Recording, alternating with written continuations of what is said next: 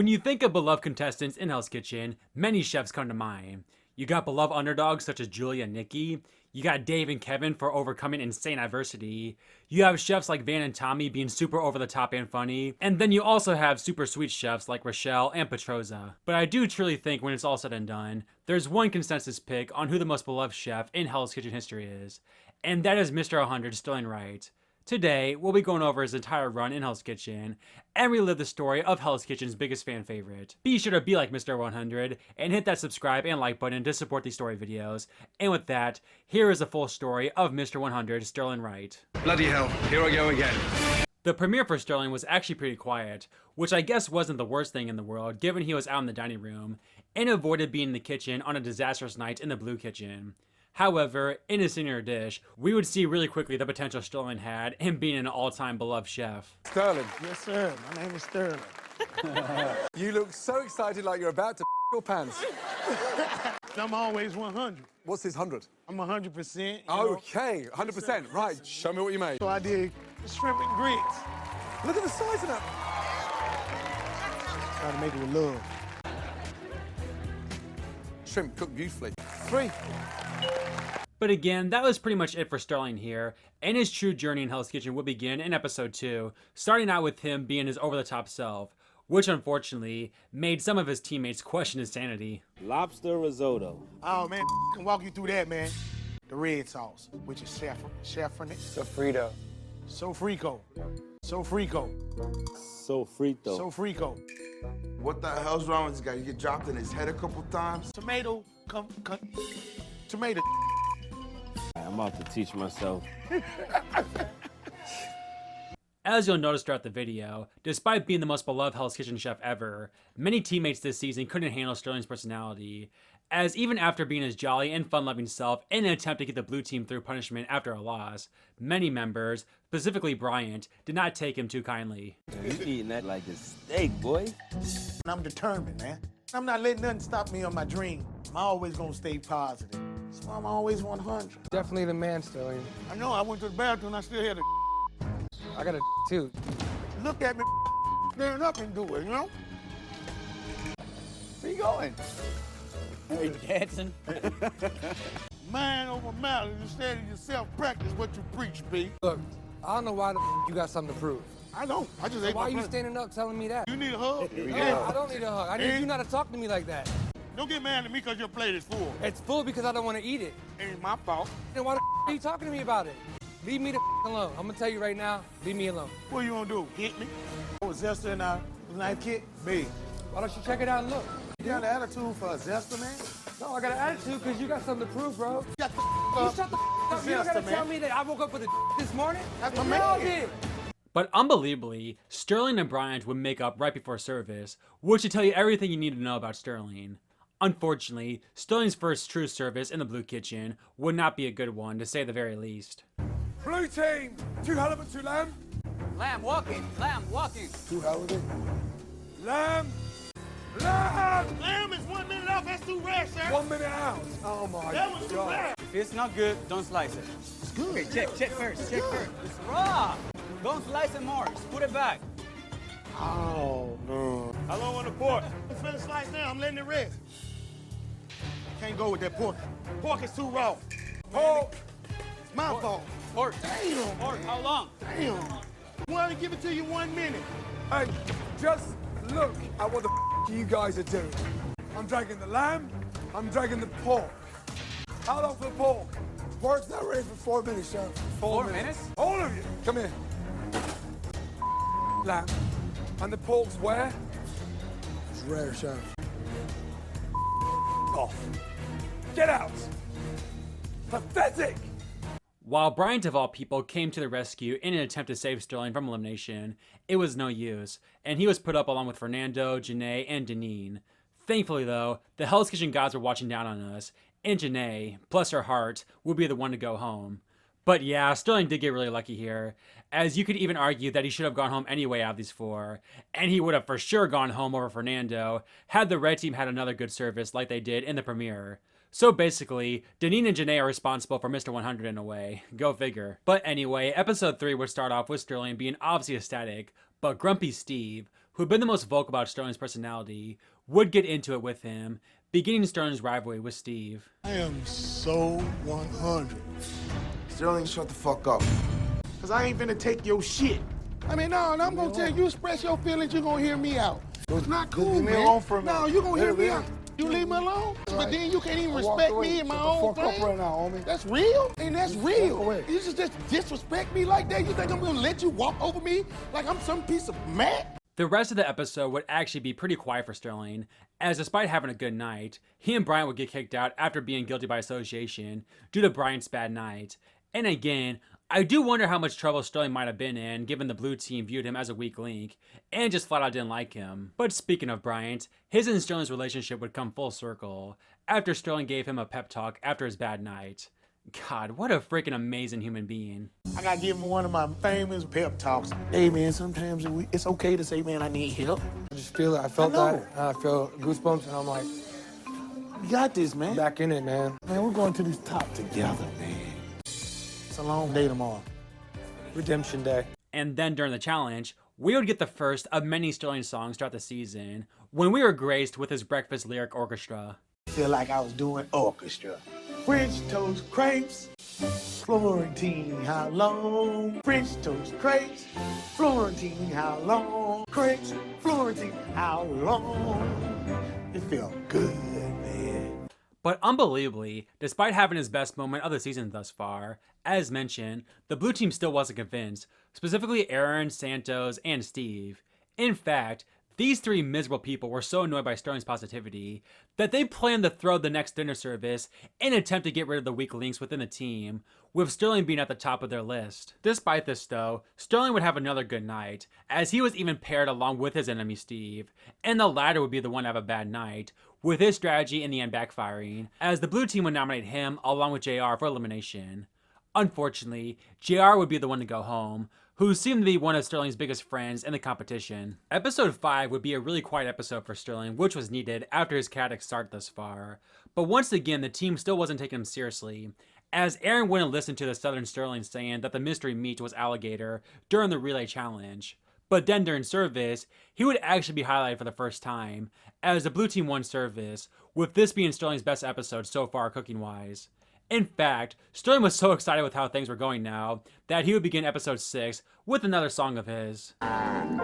Old MacDonald had. Now, they gonna do a remix. Oh, the Sterling had a pig. Oink, oink, oink, oink, oink. And Aaron, as I wanna go. Doink, doink, doink, doink, doink. Oink, oink, oink. Unfortunately, this would not be a great talent episode for Sterling, as despite cooking his challenge dish with love, it would get average reviews. And then despite having a good night during service, the blue team would nominate him for elimination simply due to viewing him as the weakest link.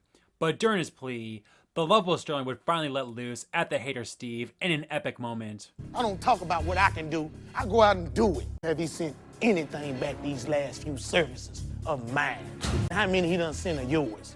Dude, I fucked up one hell of a No, time. you fuck up a lot. After that epic plea, Sterling's journey in Hell's Kitchen would take a massive turn, as after seeming like he would be the second boot that night, Ramsey would then switch him to the red team.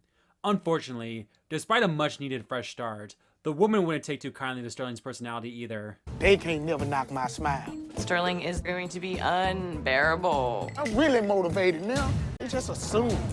An assumption is always the assumption and always the fuck up. Sterling, what are you talking about? Like, really? I definitely feel that he doesn't take it seriously. It's only gonna get worse from here. So yeah, after being on a team that literally tried to throw a challenge to get rid of him, it doesn't seem like Sterling's experience on the red team will be much better. Not only that, but his first impression wasn't that great either, as his challenge dish would cost the red team reward. However, episode 8 will begin with Sterling once again turning to love for his dish, and in my opinion, got the red team to realize just how awesome this man is. The key ingredient I used was love. What does love taste like? You tasting it now. How was that for you, sir? Yeah, I'm impressed with the seasoning on it. There's a good amount of crab in it. The texture inside is delicious. Yeah. The one dish that stood out, that was a clear winner for all of us. Sterling, good job. With love. Oh, that's love, baby. Despite this likely being the highlight of Sterling's journey thus far, he would get nominated that night along with Frank, mostly since they were inherently outcast for being new members. but since it was a good night all around, nobody would go home. Episode 9 would essentially be an invisible episode for Sterling, but episode 10 would be an interesting one, as after a bad challenge dish, Jennifer would join in on the Sterling hate train. I'm definitely nervous that Sterling is prepping my flatbreads right now. I got it. I'm gonna make it right. I'm gonna make it right. What are you gonna do, cut around the crust? And you're gonna see the opening and shit? No. I got you, baby. Trust me. I get it, but I'm telling you, Okay. they don't want them big. But if you fuck me on these flatbreads, I'm gonna throw your ass in that fucking pizza oven and make a Sterling fucking pizza. I know this is more so joking hate, but seriously, how can anyone say anything even remotely negative about Sterling, even if they're joking? Despite this though, Sterling would have arguably his best service of the season on appetizers, with him using a new single to propel the red team to victory. I'm hot. My name is Sterling. Everybody, bounce up. Come on, Sterling. Keep on the risotto, baby. Hot, hot, hot. Risotto, how long? I'm ready on risotto. Risotto, capellini. I'm hot. Hey, got this. So as we enter the final 8, it seems as if Sterling is hitting his stride at the best possible time, but this episode would be a massive one for Sterling, and for that matter, all the other chefs, as the top 8 would have arguably the most important challenge and dinner service stipulation of the season, with them being the blind taste test and charity night service respectively. He would actually do damn well at the taste test, getting a 2 out of 4, but of course, the charity night was the true biggie, as Sterling, while proving to be a good chef, absolutely had a lot to prove when it came to being a leader, and charity night is of course an important test for this. However, his night would be all around less than stellar. I don't have to do anything in the kitchen. Just under 5 minutes to the window. Sterling, you're doing nothing. Yes, chef. I'm waiting on my chef to tell me what. Okay, well, you're doing nothing. Sterling is still not doing anything. Sterling, Sterling, Sterling, Sterling. Come here, do this. Sterling, come here, do this. Probably giving Sterling more attention than I am the food. Sterling, pull plates, please. Get him on the path. Sorry, chef. Sorry, chef. Plates. Today, Sterling, come here. You don't walk in the dining room with your mouth full. Put that down and announce your dishes. Stop chef. chewing. I'm sorry. Keep your apron on. Stop chewing and announce your courses. Let's go.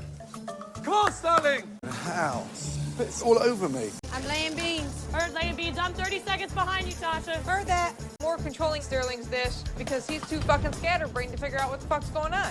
Not only did Sterling arguably have the worst pass run of the 8, but arguably the worst service in general, as he made a lot of mistakes for others' courses. But he would actually survive, as in a controversial decision, Fernando would be the one to go home instead. I'm not sure if this is strictly a ratings decision, or if Fernando had a worse night than what was shown, because while Sterling was making mistakes all night, Fernando had one little hiccup while running the pass, with this arguably being one of the more underrated unfair eliminations in the show's history, that Sterling benefited greatly from. But nonetheless, no matter the reason, Sterling is unbelievably in the top 7, and one round away from a black jacket.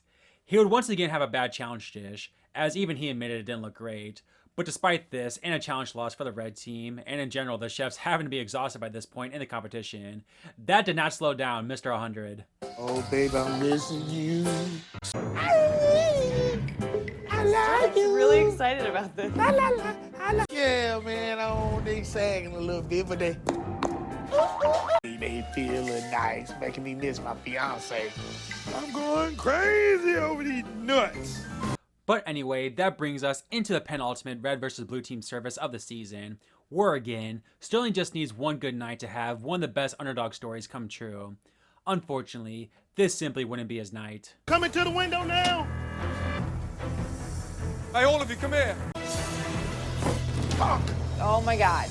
Look. It won't happen again. It won't mess up again, I promise you, chef. Fuck me. Focus, Sterling. Let's go, I'm baby. focused. Scallop to the window. Red team. Yes, chef. Red team. Yes. Yeah. 4 scallops cooked properly and 1 raw. Man. 1 raw. Sterling. You're not learning from your mistakes. Just stop. I've had enough. Get in there and have a meeting, will you?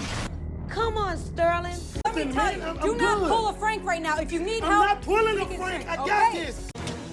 Let's go. Hey, red team. All of you, come here. Man, I'm done, man. Just touch that. Get on garnish. Just touch it. Just done. touch it. Just. Now it's like bullets. Done. Yeah, it was obvious after this performance that Sterling's time had come to an end, so much so that Ramsay didn't even waste time with the nomination ceremony. However, this goodbye for Sterling would lead to arguably the most tear-jerking moment in Hell's Kitchen history. But I know that you're not ready to be my next head chef. You've been a joy to be around, and you've put smiles on all of our faces. I want you to keep your jacket. Man, that's what's up, man.